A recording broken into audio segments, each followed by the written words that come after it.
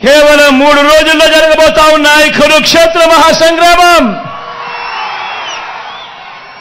ఈ జరగబోయే ఎన్నికలు కేవలం ఎమ్మెల్యేలను ఎంపీలను ఎన్నుకునేందుకు మాత్రమే జరుగుతా ఉన్న ఎన్నికలు కావు. ఈ జరగబోయే ఎన్నికలు రాబోయే 5 ఏళ్ల మీ ఇంటింటి అభివృద్ధిని, పథకాల కొనసాగింపును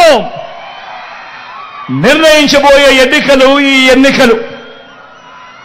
జగన్కు ఓటు వేస్తే పథకాలన్నీ కొనసాగింపు,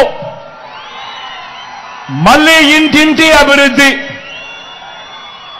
అదే పొరపాటున చంద్రబాబుకు ఓటు వేస్తే పథకాలన్నీ ముగింపు, మళ్ళీ మోసపోవటమే. ఇదే చంద్రబాబు గత చరిత్ర చెప్పిన సత్యం. ఇదే సాధ్యం కాని హామీలతో చంద్రబాబు ఇచ్చిన మేనిఫెస్టోకు ఇదే అర్థం. ప్రతి ఒక్కరూ కూడా ఈ విషయాన్ని గుర్తుపెట్టుకోమని, జ్ఞాపకంలో పెట్టుకోమని మీ అందరితో కూడా సవినయంగా మనవి చేస్తా ఉన్నా. పొరపాటున చంద్రబాబుకు ఓటు వేయడము అనంటే కొండ చిలువ నోట్లో తలబెట్టడమే అన్నది ప్రతి ఒక్కరూ కూడా గుర్తుపెట్టుకోమని మీ అందరినీ కూడా కోరుతా ఉన్నా. ఈ విషయాలు మీ అందరికీ కూడా చెబుతూ, మీ అందరినీ కూడా ఇప్పుడు నేను చెప్పబోయే కొన్ని మాటలు మీరందరూ కూడా ఆలోచన చేయమని చెప్పి నేను మీ అందరితో కూడా కోరుతా ఉన్నా.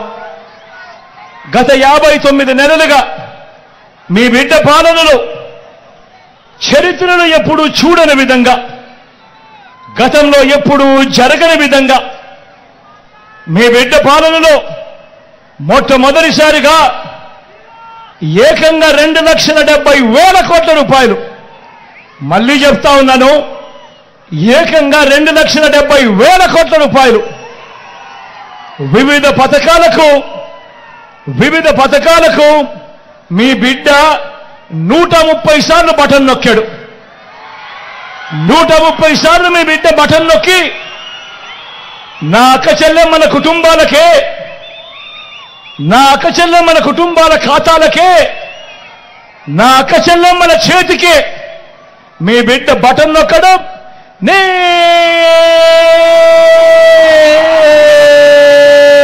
వెళ్ళిపోవడం. ఎక్కడ లంచాలు లేవు, ఎక్కడ వివక్ష లేదు.